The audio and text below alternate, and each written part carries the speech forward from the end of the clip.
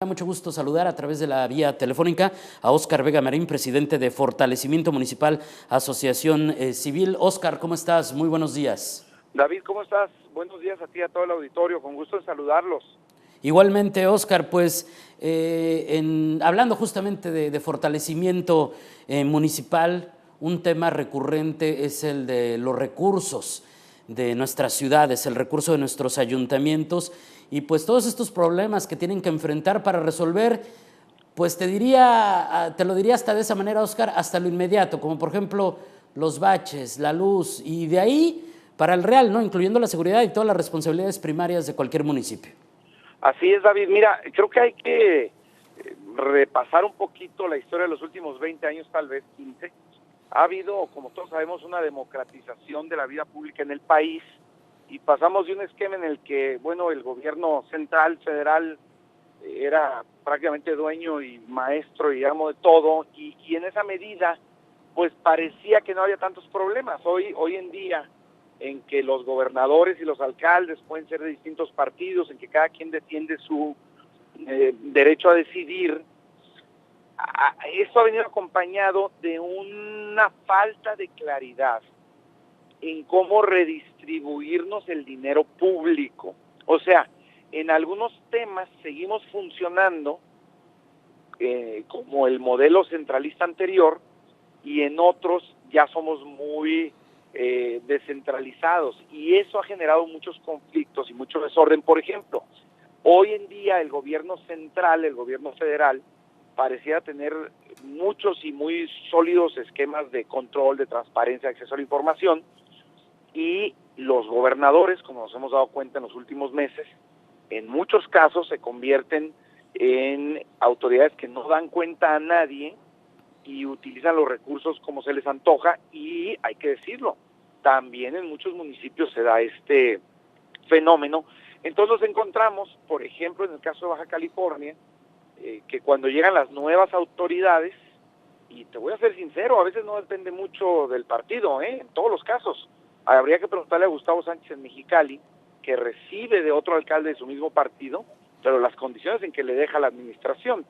En Tijuana, obvio, pues al haber cambio de partido se recrudece este tema. Pero bueno, finalmente pues no tenemos, creo yo, un esquema que no dependa de la voluntad de la autoridad en curso. O sea, si el alcalde actual quiere endeudar al municipio, tiene las herramientas para hacerlo y no hay forma de controlarlo, o quiere gastar el dinero de una forma o de otra, o subir los sueldos o ampliar la nómina. En Mexicali, por ejemplo, hemos tenido casos de en el alcalde anterior a Jaime Díaz con Panchito, que tuvo una basificación de empleados tremenda, y eso hipoteca la economía del municipio hacia el futuro. Entonces, bueno, perdón porque me empleé un poco, pero creo que tiene que ver un poco, tenemos que recordar esto para entender el por qué hoy en día la gran mayoría de los entes públicos del país están quebrados. Y algo que debió de haber sido muy bueno, David, en su momento, que nos tocó participar a muchos acá en México en 97, 98, cuando se crea el ramo 33, que lo que hace es garantizarle a los gobiernos locales recursos que no dependían de la voluntad del presidente. Cuando el presidente Zedillo se queda sin mayoría en el Congreso por primera ocasión en la historia del país, el PRI no tiene mayoría en el Congreso, se crea el ramo 33 y eso le da a los gobernadores y a los alcaldes recursos en automático, digamos, sin necesidad de gestionarse. Pero en muchos casos lo que pasó fue que los municipios dejaron de ejercitar sus labores de recaudación. O sea, para decirlo claro, ¿para qué cobro el predial? ¿Para qué me quemo si tengo esta lana que me llega automática? Entonces también en muchos casos las haciendas municipales se atrofiaron porque había dinero federal. Hoy que el dinero federal se restringe, sus haciendas están atrofiadas, entonces pues sufren por las dos partes, David.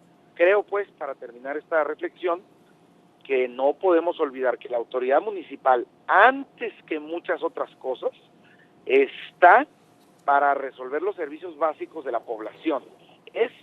El alcalde es el vecino de nosotros mismos que nos ayuda a que nuestra comunidad funcione, y eso requiere recursos y eso requiere responsabilidad para cobrarlos.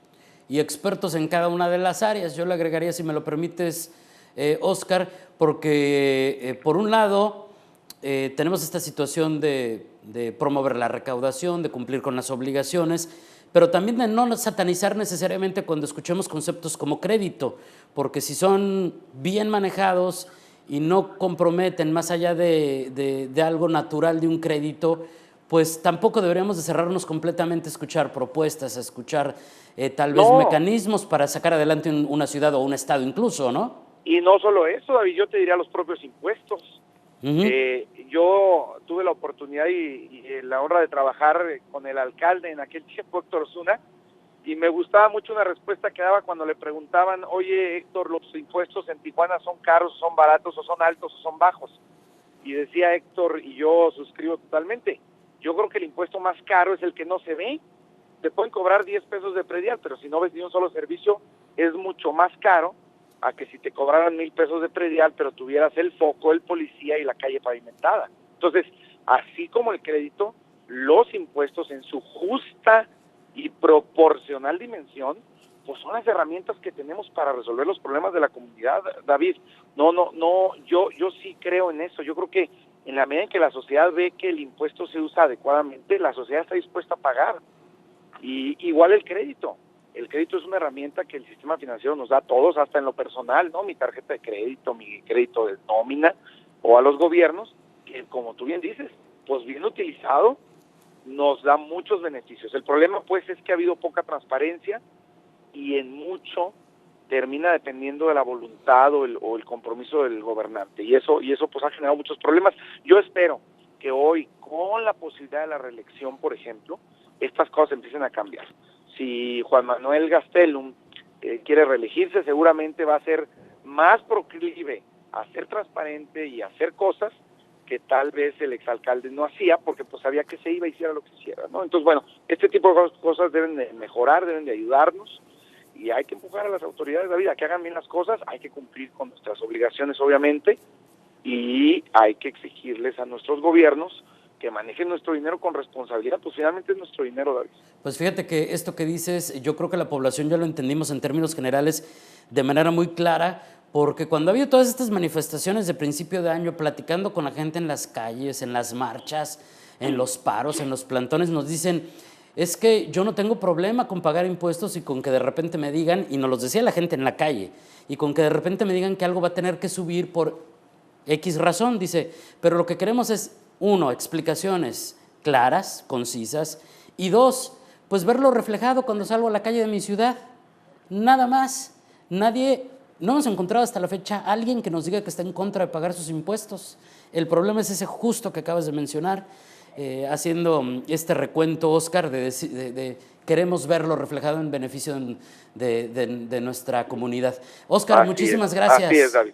Muchas gracias. Al contrario, gracias a ti, a todo el auditorio acá desde la Ciudad de México en estos momentos, y nos vemos el próximo miércoles. Nos hablamos. Gracias, buenos días. Un abrazo. Es Óscar Vega Marín, es el presidente de Fortalecimiento Municipal, Asociación Civil.